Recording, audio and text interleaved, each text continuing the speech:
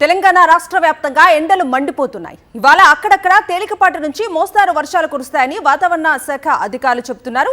రానున్న వారం రోజుల పాటు అత్యధిక స్థాయిలో ఉష్ణోగ్రతలు నమోదయ్యే అవకాశం ఉంది. మేలోనూ ఇదే విధంగా కొనసాగే అవకాశం ఉంది అంటున్నారు వాతావరణ శాఖ అధికారులు.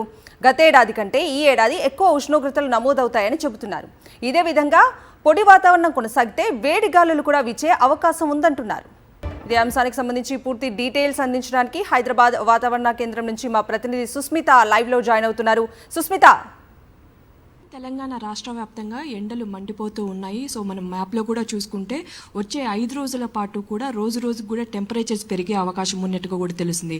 లాస్ట్ వరకు కూడా చూసుకుంటే పూర్తిగా ఆరెంజ్ అలర్ట్ జారీ చేసే అవకాశం అయితే కనిపిస్తుంది. పూర్తిగా కూడా అన్ని జిల్లాలకి మోస్ట్లీ ఎక్కువగా ఆరెంజ్ అలర్ట్ అయితే జారీ చేశారు. అయితే ప్రస్తుతం అంతా వాతావరణ శాఖ అధికారి ధర్మరాజు గారు ఉన్నారు. అసలు రానున్న రోజుల్లో పూర్తిగా వాతావరణం ఏ విధంగా ఉండే అవకాశం ఉందో ఒకసారి అడిగి తెలుసుకునే ప్రయత్నం చేద్దాం.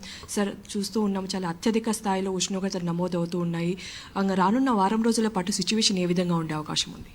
ముఖ్యంగా తెలంగాణ రాష్ట్రంలో కనుక చూసుకున్నట్లయితే ఇటు ఎండ తీవ్రత అనేది రోజు రోజుకి క్రమేపీ పెరుగుతుందని చెప్పాలి. స్వల్ప హెచ్చుతగ్గులు ఉన్నప్పటికీ కూడా ఎండ తీవ్రత అనేది రాష్ట్రంలో చాలా అధికంగానే కొనసాగుతుంది. చాలా జిల్లాల్లో ఇప్పటికే 40 డిగ్రీల వరకు కూడా ఎండ తీవ్రత కొనసాగుతూ ఇటు ఉత్తర తెలంగాణ జిల్లాలు ఆదిలాబాద్, నిజామాబాద్లో కనుక చూసుకున్నట్లయితే సుమారు 44 డిగ్రీల వరకు కూడా ఎండ తీవ్రత అనేది కొనసాగుతుంది. ఇంకా సిటీ పరంగా కూడా చూసుకున్నట్లయితే ఎండ తీవ్రత అనేది ఒక విధంగా 40.4 డిగ్రీల వరకు కూడా కొనసాగుతూ ఇంకా పరిసర ప్రాంతాల్లో కనుక చూసుకున్నట్లయితే హైత్నగర్లో మనకి 41 డిగ్రీలు, పటాన్ చెరువులో 39 డిగ్రీల వరకు కొనసాగుతూ రాజేంద్రనగర్కి వచ్చేసరికి 41 డిగ్రీ వరకు కూడా కొనసాగుతుంది. ఇట్లాంటి వాతావరణ పరిస్థితులు రానున్న 4-5 రోజులు కొనసాగినప్పటికీ కూడా దక్షిణ తెలంగాణ భాగంలో తేలికపాటి జల్లులు సాయంత్రం అయ్యే సమయానికి మనకి వచ్చే అవకాశాలు కూడా కనిపిస్తున్నాయి. ఏ సమయంలో ఎక్కువగా ఎండ తీవ్రత కనిపించే అవకాశం ఉంది?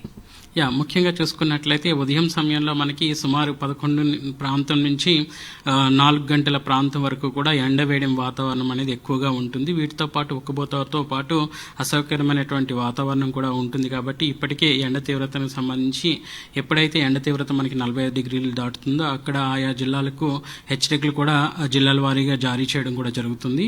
వీటితో పాటు తీసుకోవాల్సిన జాగ్రత్తలు, పాటించాల్సిన సూచనలు కూడా ఈ యొక్క నివేదికలు పొందుపరచడం కూడా జరుగుతూ ఉంటుంది.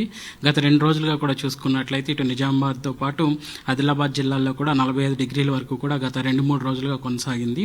సో వాటికి సంబంధించినటువంటి గత 2 రోజులుగా కూడా ఈ యొక్క రెడ్ హెచ్చరికలు కూడా జారీ చేయడం జరిగింది. ప్రస్తుతం కనుక చూసుకున్నట్లయితే స్వల్పంగా హెచ్చుతగ్గులు కొనసాగుతూ సాధారణ సగటుకు నుంచి 1 నుంచి 2 డిగ్రీల వరకు ఉష్ణ తీవ్రత గరిష్టంగా నమోదవుతుంది. చూస్తున్నాం కదా, రానున్న వారం రోజుల పాటు హెచ్చుతగ్గులు ఉన్నప్పటికీ కూడా గరిష్ట స్థాయిలో ఉష్ణోగ్రతలు నమోదవుతాయని కూడా చెప్తూ ఉన్నారు. అంతేకాకుండా సాయంత్రం వేళల్లో అక్కడక్కడ తేలికపాటి నుంచి మోస్తారు వర్షాలు కురిసే అవకాశం ఉందని కూడా వాతావరణ శాఖ అధికారులు అయితే చెప్తూ ఉన్నారు. Kavitha. Right Sushmita, thank you.